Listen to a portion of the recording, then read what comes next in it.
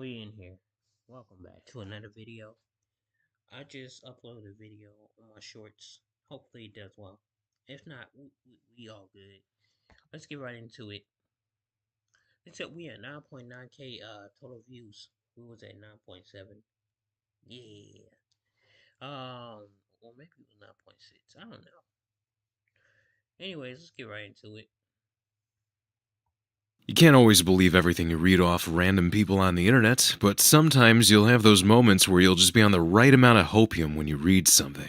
Tez2 on GTA forums, who you might remember as a data miner who's evidently got some insider knowledge at Rockstar, said that someone at Rockstar dropped a hint to him about a current-gen port of GTA 4.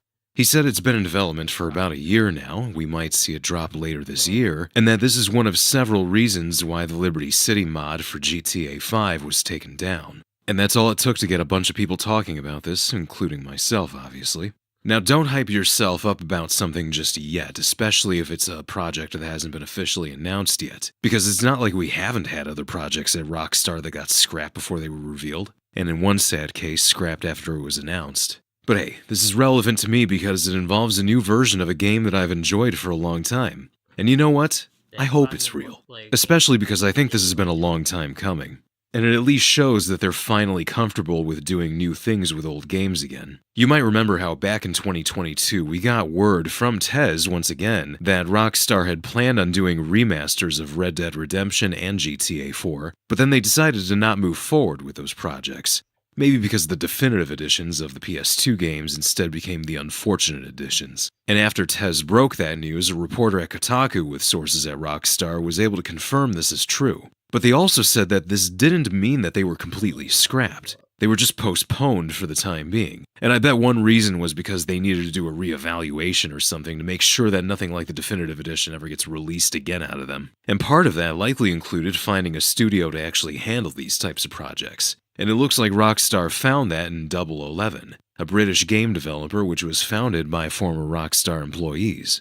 And lo and behold, they ended up releasing a port of Red Dead Redemption. Not a remaster, but it was at least something that made the game more available to play for people. This is probably what's going to happen with GTA 4 if this rumor is true. Like with Red Dead, that game is at least playable on Xbox as well, and unlike Red Dead before it was re-released in 2023, GTA 4 already has a PC port, albeit a PC port that's only playable once you install some fan-made patches in order to get it to run properly. But hey, not everyone has either an Xbox or a PC. There might be some people who are just on PlayStation only. How are they supposed to play the game? Now, visual updates would be really nice to have, but I wouldn't hold my breath on that. If this really does happen, I would expect it to be more like the PlayStation and Switch ports of Red Dead Redemption. 4K resolution and 60 frames per second for a $50 price tag. They probably just want to make sure the game actually works first and foremost. But this is where the Xbox and PC version can actually get an update as well. They both run at a faster frame rate than they did on the 360 and PS3, but that can cause some serious problems with the game, especially if you're interested in actually beating the story. If the frame rate is too high, that part where you have to climb onto the helicopter at the end will not work, unless you push the button or your spacebar insanely fast. Believe it or not, I've actually seen someone suggest using an electric toothbrush on that part. Like turning on the toothbrush, putting it on your controller, and then that would register as a fast enough button push that it makes him climb up. I know it's as ridiculous as it sounds, but apparently it worked. But we shouldn't have to be reduced to using toothbrushes to beat the game. Now, even if there really is going to be a new port, and if they do fix that, does that justify the removal of the Liberty City mod for GTA 5? I think most people are going to say no, it doesn't. Now, if it was a remake in the GTA 6 engine, that would be a different story. Although as cool as it would be to even get just a remaster in the style of something like what they did for Oblivion, I don't think that's going to happen. Tez even reiterated that from his understanding, this is just going to be a port, not a remaster. If you want something like that, there are mods available on the PC version. There are E&B mods, but I know some don't like those because they say they change the game's vibe a little too much.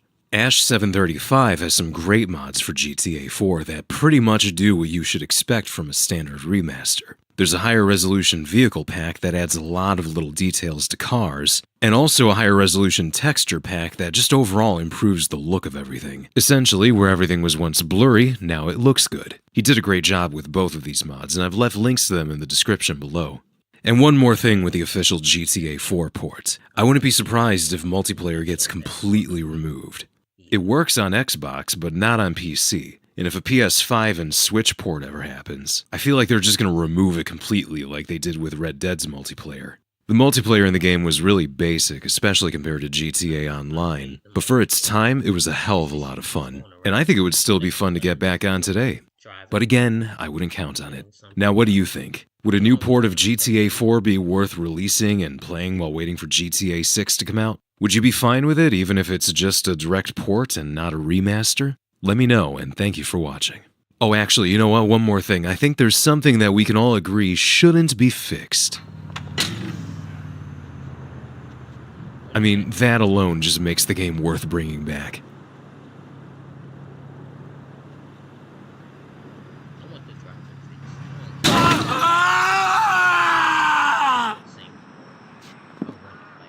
want fix.